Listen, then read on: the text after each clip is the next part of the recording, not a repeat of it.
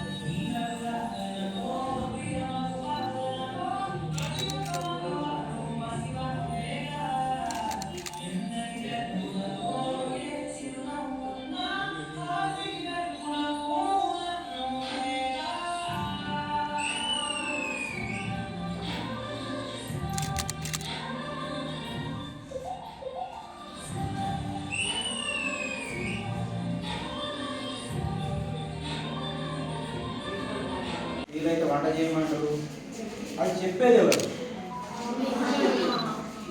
Mummy ఎవరు? అదే ఎవరు? మహిళని.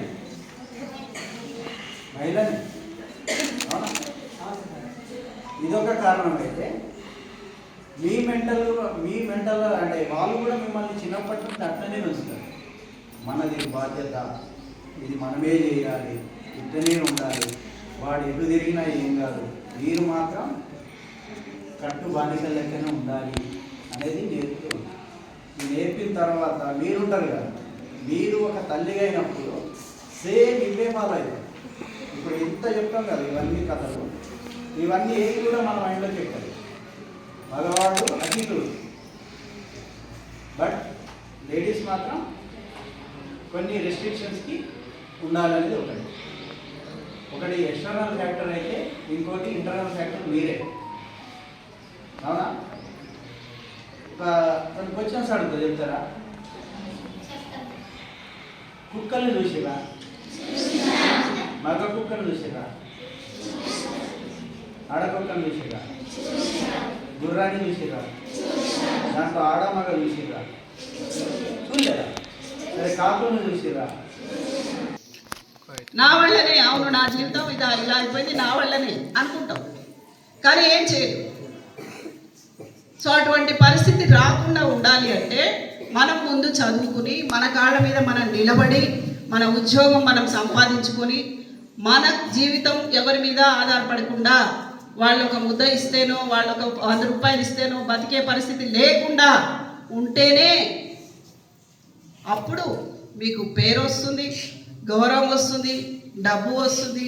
అప్పుడు మీ కుటుంబం అంటారు, నీ వల్లే మా కుటుంబానికి మంచి గౌరవం వచ్చింది, నీ వల్లనే మా పేరు నిలబడ్డది, నిన్ను కష్టపడి మేము కూలీకి తీసుకెళ్లకుండా చదివించినందుకు నువ్వు బాగా మంచిగా స్థిరపడ్డావు, మేము కూడా నీ వలన మా పేరు నిలబెట్టుకున్నాం.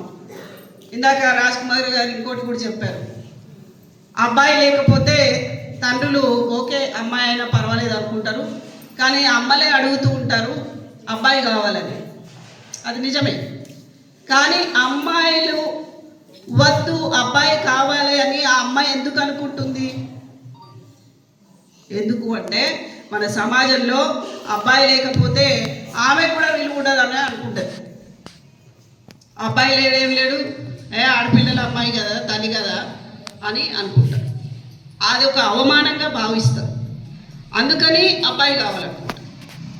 తర్వాత ఇంకొకటి ఏంటి, ఆడపిల్ల అక్కడికి వెళ్ళిపోవాలా, అక్కడ ఇంటి పేరు మార్చుకోవాలా, తన పేరు పెట్టుకోవడానికి, తన ఇంటి పేరు, తన తండ్రి ఇంటి పేరు పెట్టుకోవడానికి వీల్లేదు అనేటువంటిది మన సాంప్రదాయంలోనే ఉంది. అది అవునా? మరి ఎందుకు పెట్టుకోవద్దు? ఒకసారి ఎప్పుడన్నా ఆలోచించినామా మనం?